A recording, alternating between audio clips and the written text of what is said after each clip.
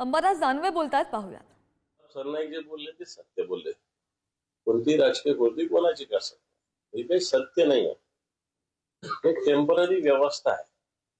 ती आज राहील उद्या जाईल. ही मानसिकता सगळ्यांचीच असली पाहिजे. माझी असेल सगळ्यांची असली पाहिजे. खुर्च्या काय रोजच आपल्या ताब्यात असतात किंवा आपण रोजच खुर्चीवर बसू शकतो अशातला काही भाग नाही. पालकमंत्री पदाची अजूनही 2-3 टप्प्यावर चर्चा सुरू आहे. रायगड नाशिकचा वाद आहे. दुसऱ्या बाजूला बीडचं पालकमंत्री पद मिळालं असतं तर आनंद झाला असता असं पंकजा मुंडे. अस्वस्थ आत्मा असं मानता येईल याविषयी. कारण मनात तेच आहे त्यांच्या, पोटात ते जे ओठात आलेलं आहे. पंकजाताई नाही व्हायचं, धनंजय मुंडे नाही व्हायचं, आणि आता दोघे झाले नाही जनतेच्या विरोधामुळे. त्याच्यामुळं मला असं वाटत नाही पंकजाताई तर होतील तर बिलकुल वाटणार नाही. कारण अजितदादांनी ज्या आधी घेतलं त्या आधी पंकजाताई होणार नाही, ते राष्ट्रवादीच्या वाट्याला गेलेलं दिसतंय.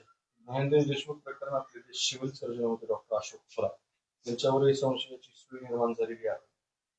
धनंजय मुंडे आणि कराडामुळे त्यांना बीडला बदली झाल्याची माहिती समोर आली आणि संतोष देशमुख शवविच्छेदन अहवाल योग्य दिला का असा सवाल अंजली दमाने उपस्थित.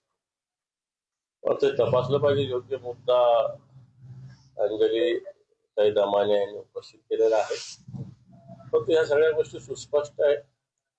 मारहाण, सगळ्या आरोपीने वापरलेलं साहित्य सगळं जप्त झालेलं आहे. पण त्या म्हणतात त्या मुद्द्याची सत्यता तपासली पाहिजे. निवडणूक आयोगाविरोधात शरद पवार गटाच्या वतीनं आंदोलन झालं.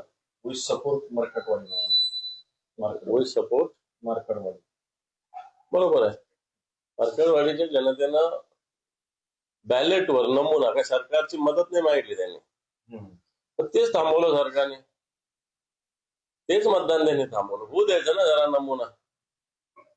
नमुना समोर येऊ द्यायचा. पण सरकारला खऱ्या अर्थानं सत्य बाहेर येईल याची भीती वाटते, म्हणून आंदोलन योग्य आहे.